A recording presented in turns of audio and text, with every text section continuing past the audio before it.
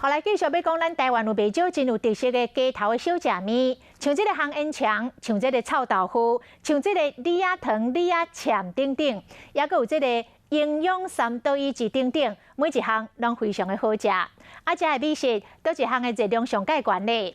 甲咱所想的无共款哦。 毋是烘烟肠，嘛毋是臭豆腐，这个热量上悬的，竟然是内底有包卵、有包青菜的营养三多一级。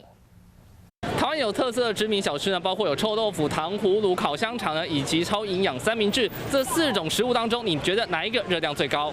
臭豆腐，臭豆腐，因为有炸过。糖葫芦吗？为什么糖葫芦？这个很甜。 烤香肠，为什么？烤过啊？因为还有致癌物啊。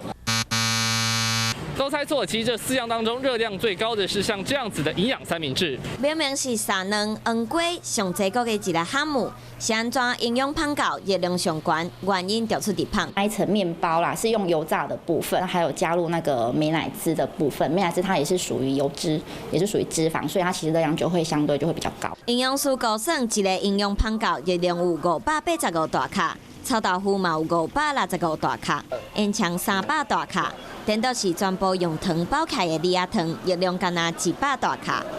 其实水果它热量其实不会到很高，对啊，最主要它的热量来源最主要是外面那一层糖的部分，糖它相对于油脂它提供的热量相对来讲其实是少一半的。营养师建议，若是惊热量伤济，会使大家做伙食，比如一盘臭豆腐，2、3个人做伙分，就会使减少真济热量，佮会使一摆就享受到更较济无共款的美食。